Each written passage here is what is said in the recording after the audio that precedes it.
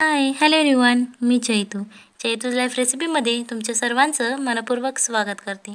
आज मी तुमच्यासाठी खूप छान अशी रेसिपी घेऊन आलेली आहे। हा एक नूडल्सचा नवीन प्रकार आहे। ती रेसिपी म्हणजे आज आपण चिकनचे व्हाईट नूडल्स बनवणार आहोत, तेही चायनीज स्टॉलसारखे, तेही घरच्या घरी आणि आपल्या घरच्या साहित्यात। चला तर मग आजच्या रेसिपीला सुरुवात करूया।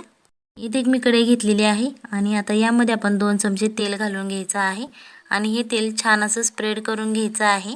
बारीक चिरलेली शिमला मिरची घ्यायची आहे। आता ही शिमला मिरची आपण छान अशी मऊ होईपर्यंत फ्राय करून घेणार आहोत, जेणेकरून यामधला शिमला मिरचीचा कच्चापणा निघून जाईल आणि ती खायला छान अशी लागेल।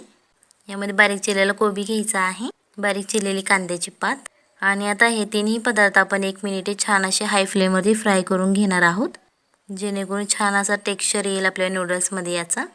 व्हिडिओ आवडत असेल तर व्हिडिओ लाईक करा आणि जर तुम्ही चॅनलवर नवीन असाल तर चॅनलला सबस्क्राइब करा, जेणेकरून येणाऱ्या नवनवीन व्हिडिओजचे अपडेट तुम्हाला लगेच मिळतील।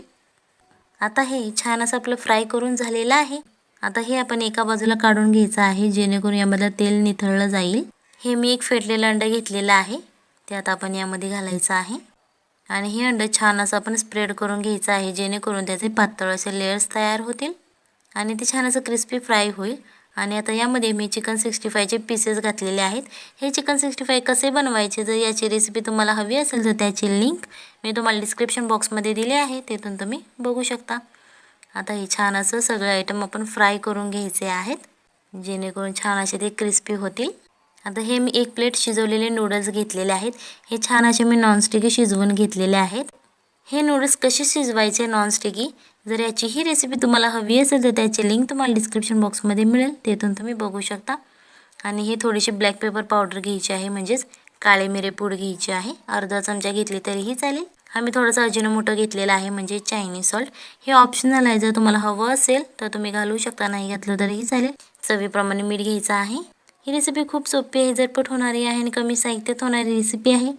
आणि ही मी चिंगची शेजवान चटणी घेतलेली आहे, मी रेडीमेड चटणी घेतलेली आहे। ही खूप छान अशी चटणी आहे, सो तुम्ही ही वापरू शकता। जर तुमच्याकडे अवेलेबल नसेल तर तुम्ही घरी बनवलेली चटणी असेल तीही वापरली तरीही चालेल।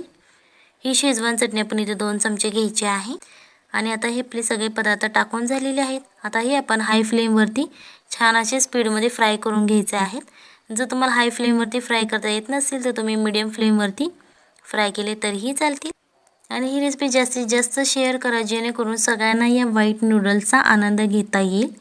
कारण आपली खूप इच्छा असते की चायनीज स्टॉलवरती जे नूडल्स मिळतात ते आपल्या घरी करून खाण्याची। आता तुम्हाला दिसत असेल बघा, छान असे आपले नूडल्स फ्राय करून झालेले आहेत। जर तुमचे नूडल्स कढईला चिकटत असेल तर तुम्ही यामध्ये तेल टाकलं तरीही चालेल आणि जर तुमच्याकडे लोखंडाची कढई असेल ती घेतली तरीही चालेल। आता तुम्हाला दिसत असेल अशा प्रकारे आपले व्हाईट चिकन नूडल्स तयार झालेले आहेत। ही रेसिपी नक्की घरी ट्राय करा, आपल्या फॅमिलीला खाऊ घाला आणि मग मला कमेंटमध्ये सांगा कशी झाली होती। चला तर मग भेटूयात पुढच्या रेसिपीमध्ये, तोपर्यंत बाय बाय, टाटा।